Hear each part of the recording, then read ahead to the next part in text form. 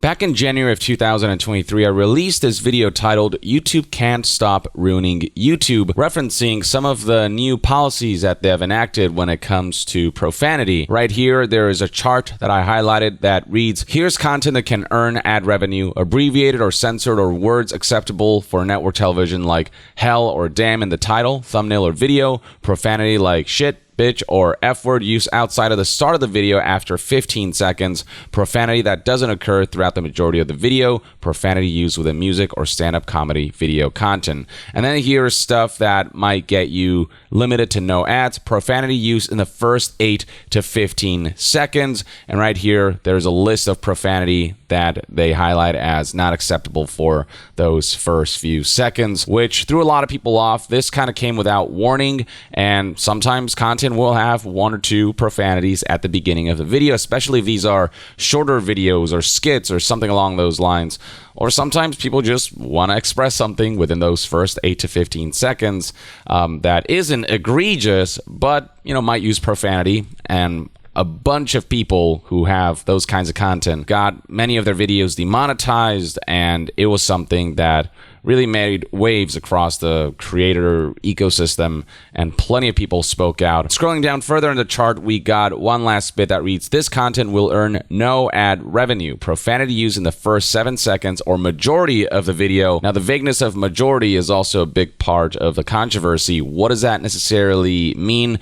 What is the definition of majority? The end result of this policy update, as a result of the lack of communication, the vagueness, the just wide net they cast on the profanity policy, combined with the fact that they retroactively went out of their way to enforce this rule on videos that were released before this policy change was made, was that the new policy led to increased demonetization of games content. Games industry reported here that according to VentureBeat, YouTubers like Moist Critical have noticed an uptick in demonetized videos after a policy update cracking down on game violence. Oh yeah, policies surrounding violence were also updated in a similar way without much communication, in a way that cast a wide net and in a way that was vague and hard to understand and determine the exact parameters. Content creator RT Game also shared his experience on Twitter, highlighting that the policy change applied retroactively as well, demonetizing several of his videos from months to years past. The backlash was so severe that YouTube actually responded when news outlet TechCrunch reached out to them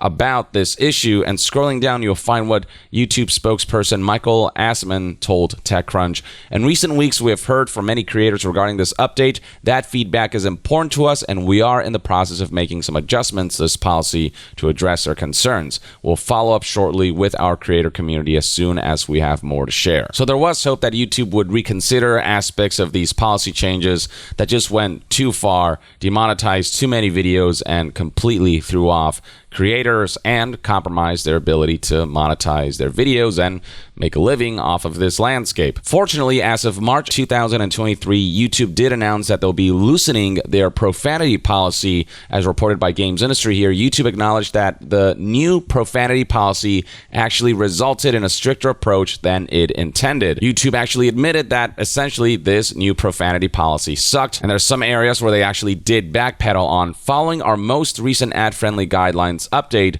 reads this tweet by Team YouTube, we have heard a lot of feedback, RE inappropriate language, and have improvements going into effect. And going to this page on Google's official support website, you'll find both the old policy of inappropriate language and then the new updated policy from March 2023. The old policy, once again, states all varieties of profanity are now treated equally, meaning they are not differentiated based on levels of severity. This was, I think, a very poor choice, and this is something that they do address in the new update. Also, we're not treating words such as hell and damn as profanity anymore. That was actually a good change. Content where profanity is used after the first 8 seconds may receive ad revenue. However, if profanity is used in the first 8 seconds of the video, then it will not be able to be monetized. Notice the inconsistency between what this page said, no profanity within the first 8 seconds, and what this chart said, no profanity within the first 8 to 15 seconds if you want to monetize. Again, lack of clarity, the vagueness just makes it that much harder to adhere to these policies. Fortunately, this is an aspect that we don't need to be concerned about for the most part any longer because of this March 2023 update.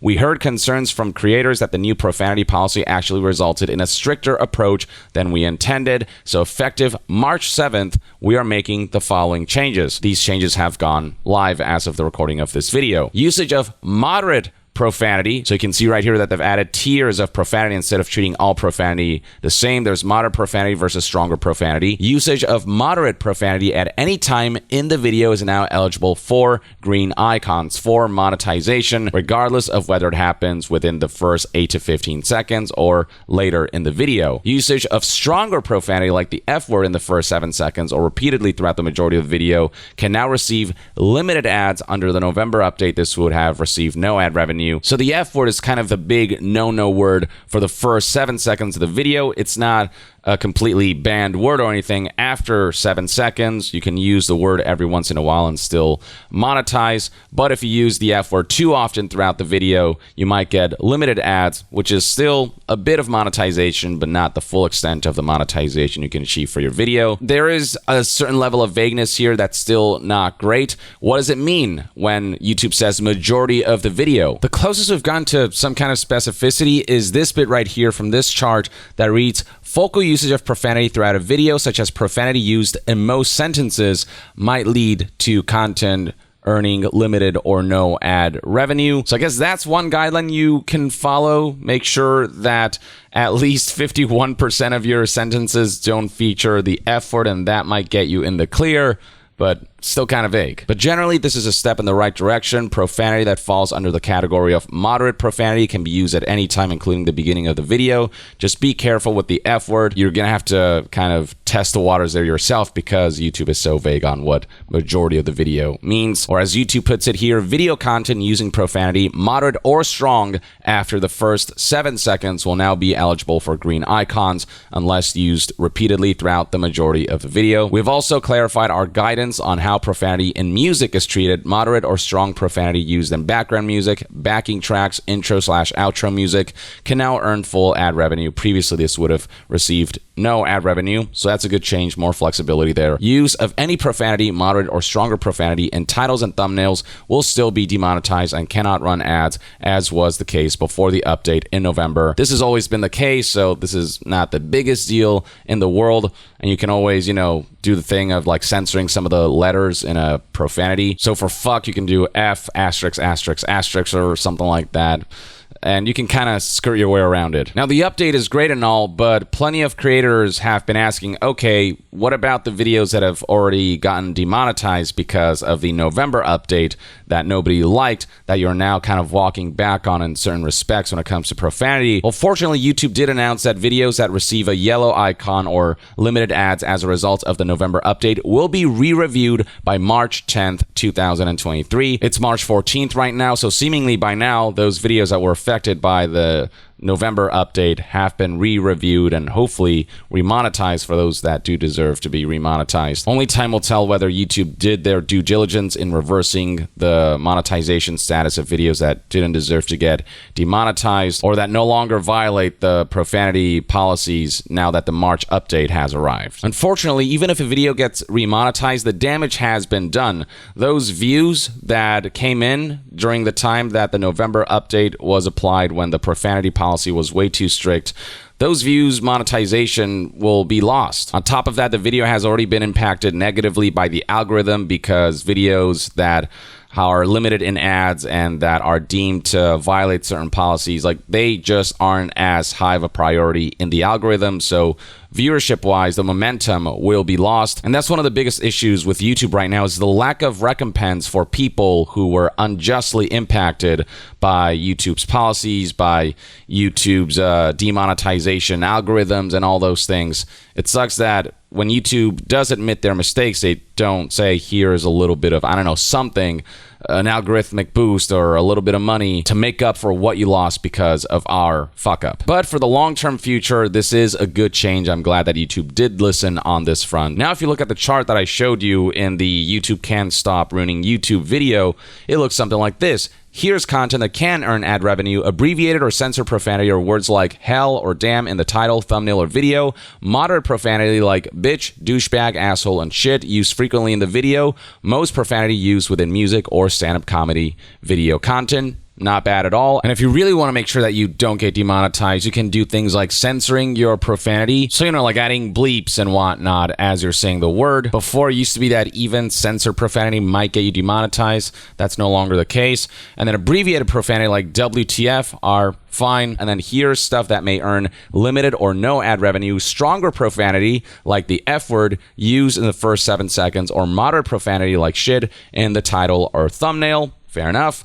This content will earn you no ad revenue. Stronger profanity like the F word used in thumbnails or titles. This all seems a lot more reasonable and gives a lot more breathing room for creators to be able to express themselves through profanity, which, I think has its place in content. Sometimes profanity is what you need to say to express something very strongly. Or sometimes profanity is used for comedic purposes, and for content to feel organic, you have to offer a certain degree of freedom when it comes to profanity. I feel like this generally gets the job done. And then for those who want a video explanation of all of this, there's this video right here, profanity update, advertiser-friendly guidelines from Creator Insider.